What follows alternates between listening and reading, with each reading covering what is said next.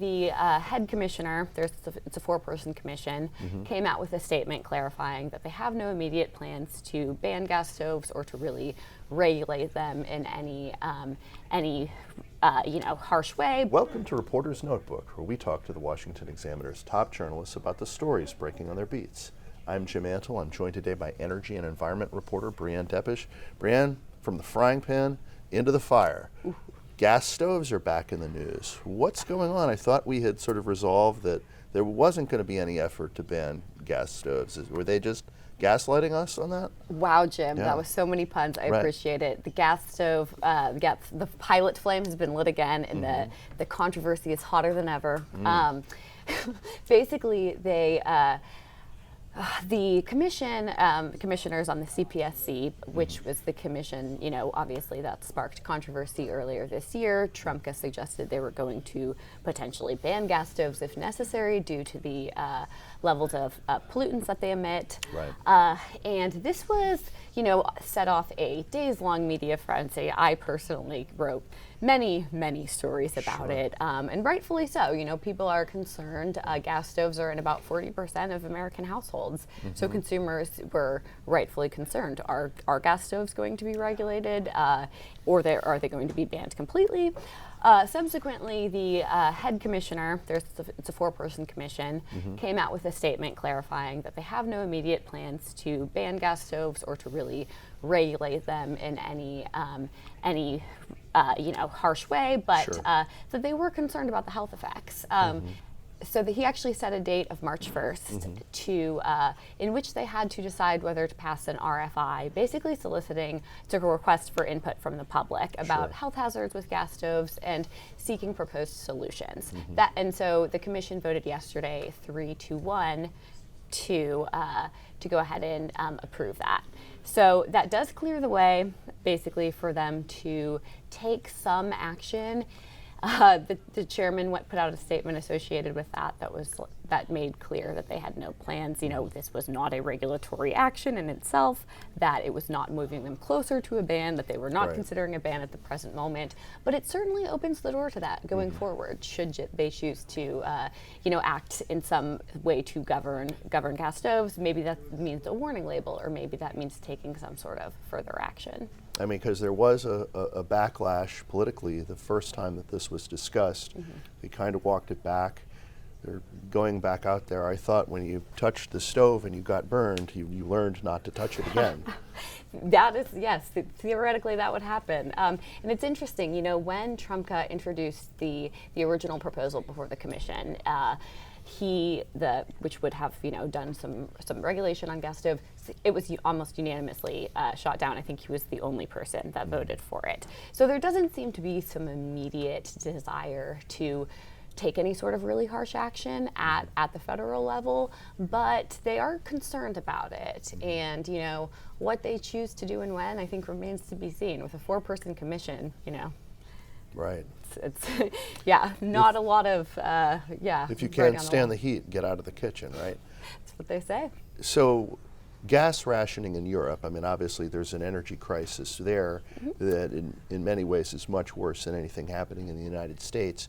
Where are we at in terms of EU gas rationing? We're at sort of an odd moment, right? So the EU is really kind of optimistic. They're feeling good, by all accounts, as they should be. They've had a mild winter. Their gas storage, they've managed to really come through strong. They thought levels were going to be really half of what they are now towards the end of their winter heating season. They're at around 60%, a little higher, which is encouraging and much better position than they thought they would be. But I think some new data has come out that has maybe made them more concerned. Sort of two things on that front. New long-term weather forecasting predicts that March is actually going to take a pretty significant dip in temperatures, cause them to use up a lot of the gas for heating that they comes in like a lion, goes out like a lamb. Is that the saying about March? Yeah.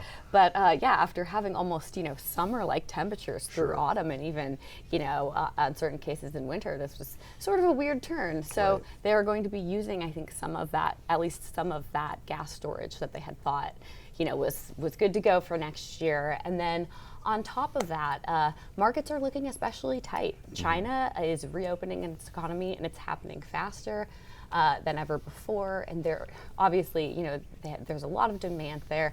Markets are kind of shifting in nature, and this is really going to impact the LNG market. That's really short liquefied natural gas. Liquefied natural gas, yes. And they get, so since they've had to really replace all of the Russian fossil fuels, they've had to turn to imports from the US, from Qatar, to send them LNG, which is expensive. It takes a long time to get there, and it's just not a great long-term solution.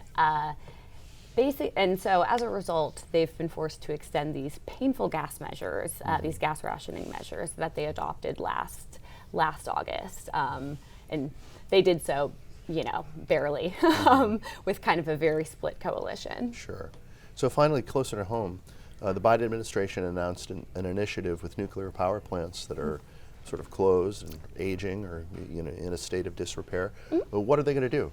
Yeah, so this is the second part of the Biden administration's effort to keep online sort of distressed, aging nuclear plants. The step that they announced, the second part of it, allows funding.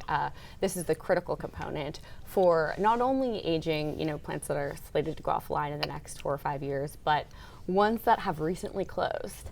That's a key point because there is a plant in Michigan that closed its doors in May. This was after a really long lobbying effort from Governor Gretchen Whitmer, lots of lawmakers in the state who really pushed for that to remain open, noting not only a source of energy but a really critical source of hundreds of jobs in the state.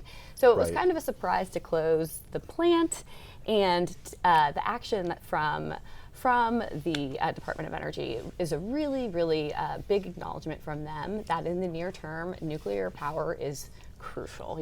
We can shift to renewables, we hope to, but we can't do it overnight. Jennifer Granholm said as much in the statement.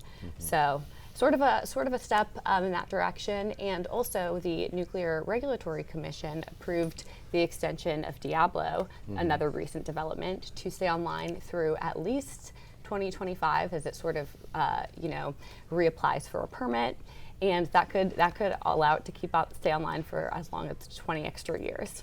So President Biden wants to remind us that something that is aging can still be a source of energy. Sort of subliminal messaging, yes. Thank you, Breanne. Thank you, Jim.